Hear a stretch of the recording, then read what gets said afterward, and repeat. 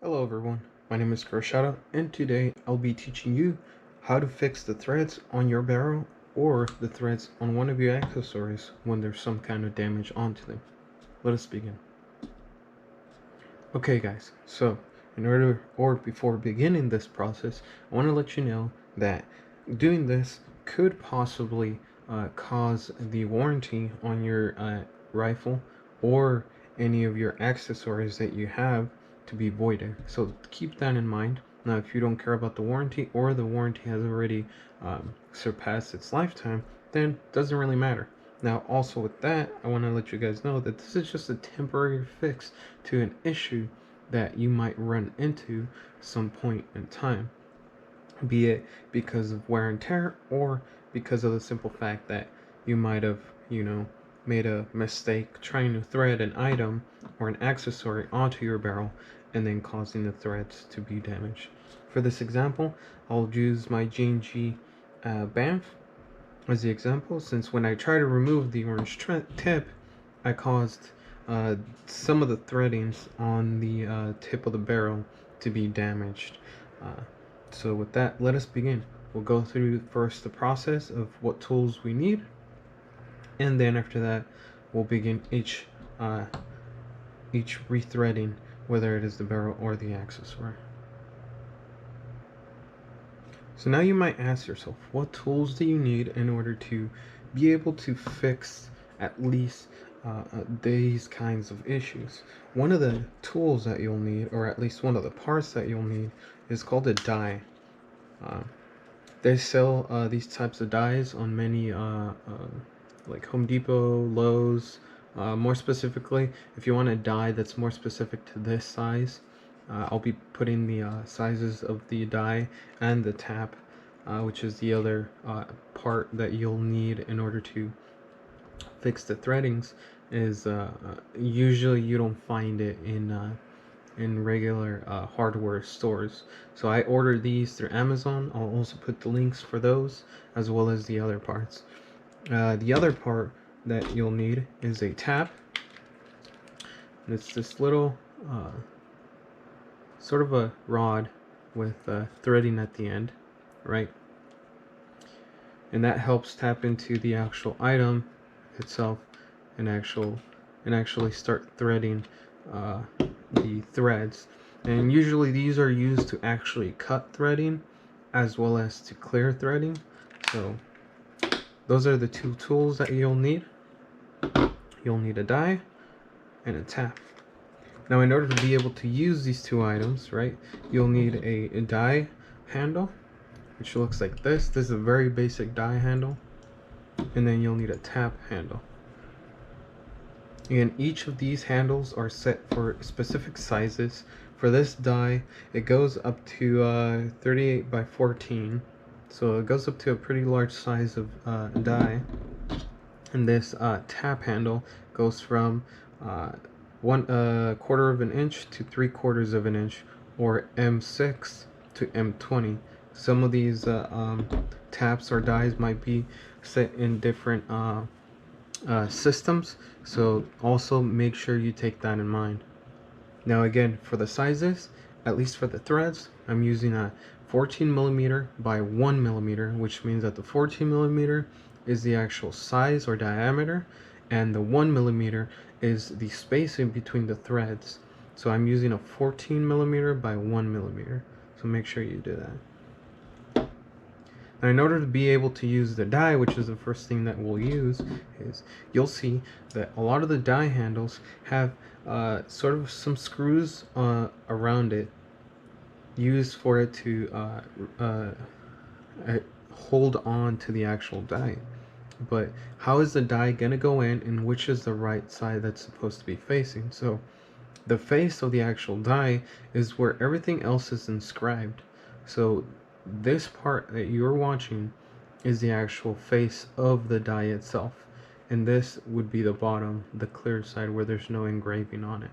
Now you'll see that there is sort of a center slit on this die, right? That would be the center of it. And if you see, at least in the screws wise, there's one center screw that's where you're going to place that, and you have to make sure it's placed in that manner so that way the handle is set up correctly to the die. And all you'll do is unscrew these screws until you're able to set down the actual die.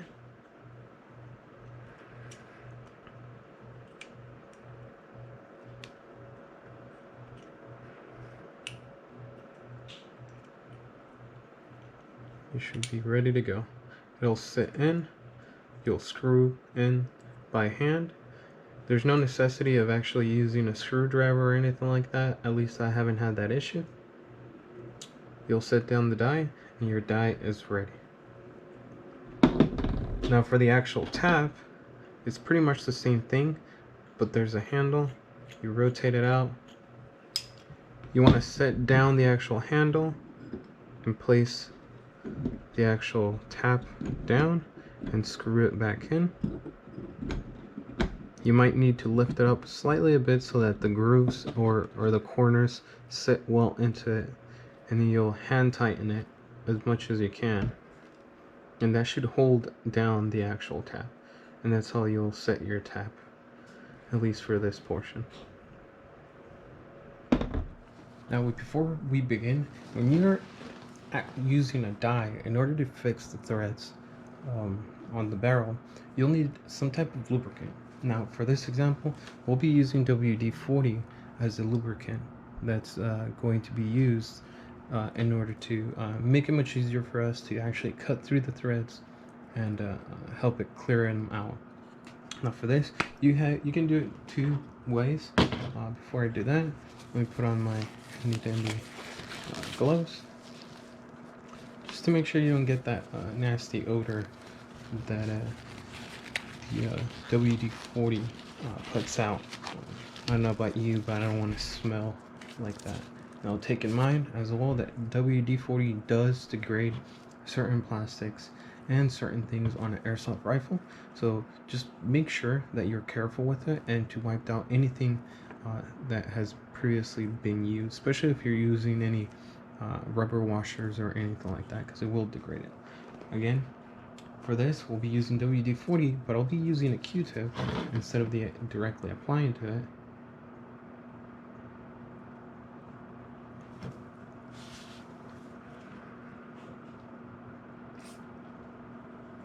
And spraying a little bit on the Q-tip and actually rubbing a bit around it. Now you can do that, or you can directly apply to it by actually using the actual nozzle that it comes with, hooking it up, and lightly spraying a little bit on it. Right?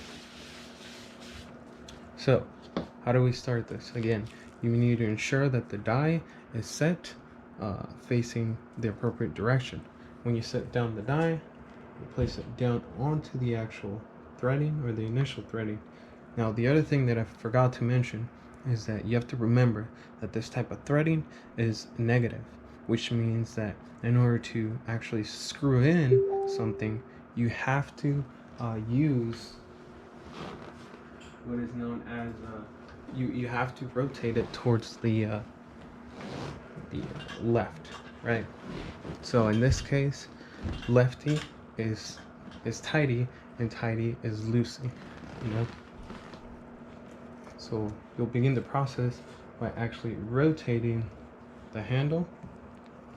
Now you could do this if you have a vise that you can use.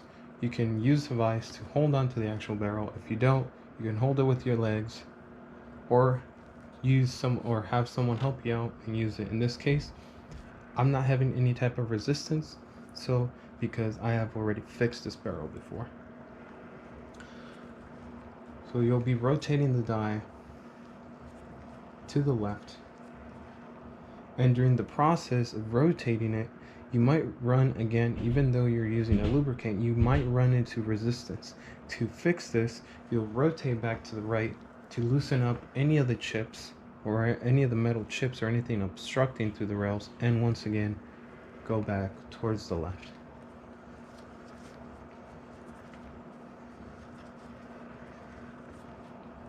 As you continue going, again, when you meet resistance, you just return back, loosen up the chips, and then continue on.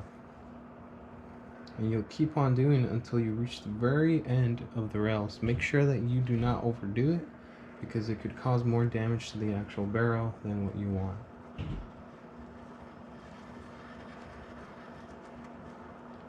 You're going to want to do this a couple more times just to ensure that anything or any chips or removal of materials have been removed from that area.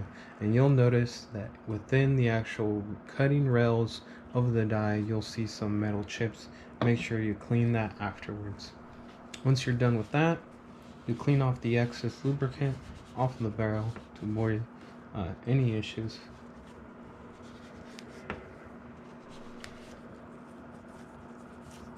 And that's pretty much it. You pretty much fixed the threading somewhat on the barrel.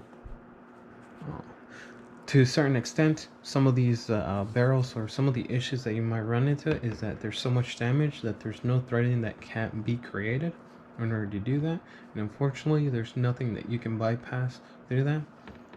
If the threading is still shaven down enough to where it somewhat holds on but doesn't help, the best thing to do for that is to use some thread seal tape and wrap it around before putting your attachment, and that should create enough tension to where it holds on to the actual orange tip and or attachment that you're using for it. But other than that, this is how you fix the thread on your barrels. Let us continue to our next portion, which is fixing the threading on an actual accessory, tip, or item. Now that we're here, guys, now with some of the accessories, you might run into an issue. For me, it was this tracer that I purchased. When I tried to apply the tracer on the barrel that we previously fixed, I didn't really have the tools to actually fix the threading of the barrel, so I said, and I went with it and threaded this onto it. During the process of it, it caused the threading on the inside to be damaged. Not as bad as the barrel, but there was significant damage to where I couldn't use this tracer with any of my other rifles. Now, how do we fix that? Again, like I mentioned, we'll be using a tool known as a tap. What the tap does is the same thing as the die. It will settle into the actual threads of the item and then begin to cut the threads within it. Now you have to be careful, at least with the tap, because you need to make sure that you set it in well enough to where it does not cross thread the actual threads that are already in place.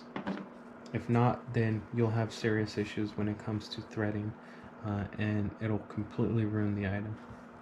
Again, you want to make sure you use some lubricant to avoid any issues, and as well, if you're using such things as WD-40 or any other lubricant that might degrade electronic components such as these, what you're going to want to do is actually remove it. For that case, we're going to remove the actual tracer unit from it with our nice good old tools right here.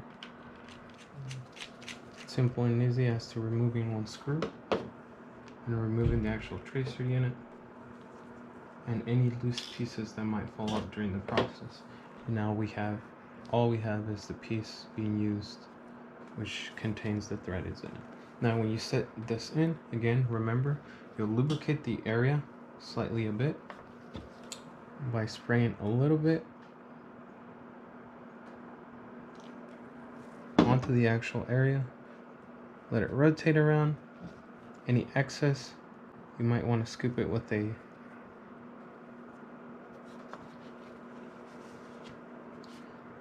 off with a cotton swab and or a Q-tip, and then we'll begin the process. Now, with items like these, it's very difficult to keep them held down unless you have a vise with an actual rubber grip on it to avoid any damage to it.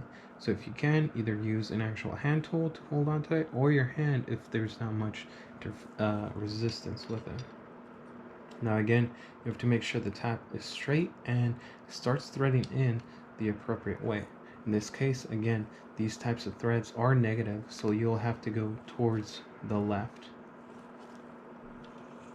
And even though I have fixed the threading on this item, you can still hear the actual tap doing a little bit of more cutting into it. Now with this type of tap, you don't have to worry about excessively going beyond the point or the end of the threads, but there are some taps that are used to actually go past beyond and actually continue cutting downward towards it. So you want to make sure you don't overdo it by tapping in too far in and then actually start threading new threads in areas where the actual tap shouldn't be cutting. In this case, I already stopped here, and you can see it reached the bottom and it can't continue threading back. Again, when you meet resistance, all you have to do is rotate back and let those metal chips be freed out. You want to do this a couple times if the damage on the threads is new. And once that is done, you remove the tap.